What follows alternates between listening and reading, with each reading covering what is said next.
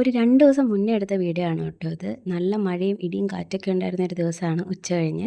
അപ്പോൾ ഒരു 4 മണിയൊക്കെ ആയപ്പോൾ മഴയൊക്കെ തോർന്ന സമയമായപ്പോഴത്തേക്കും ഞങ്ങൾക്ക് നന്നായിട്ട് വിശന്ന് തുടങ്ങി.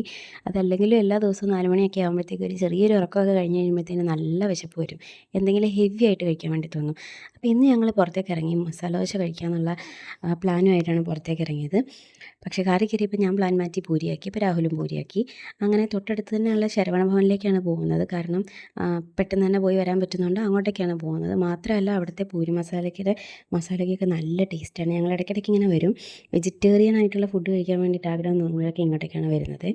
അപ്പോൾ ഹോട്ടലിലെത്തി കഴിഞ്ഞപ്പോഴത്തേക്കും നൈനുട്ടിക്ക് ഭയങ്കര എക്സൈറ്റ്മെൻറ്റാണ്. കാരണം വേറെ എവിടെയും പോകുമ്പോൾ കാണാത്ത സന്തോഷമാണ് അവൾക്ക് ഹോട്ടലിൽ പോകുമ്പോൾ ഞാൻ കണ്ടിട്ടുള്ളത്.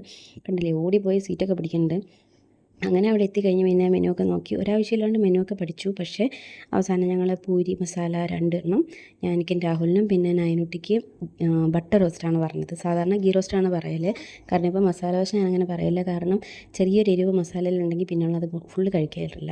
അപ്പോൾ ഞാൻ ബട്ടർ റോസ്റ്റ് പറഞ്ഞു. ബട്ടർ റോസ്റ്റ് നല്ല ടേസ്റ്റായിരുന്നു. നല്ല ക്രിസ്പി ആയിട്ട് അതിൻ്റെ മുകളിൽ ബട്ടറൊക്കെ ഇട്ടിട്ട് നല്ല ടേസ്റ്റ് ഉണ്ടായിരുന്നു.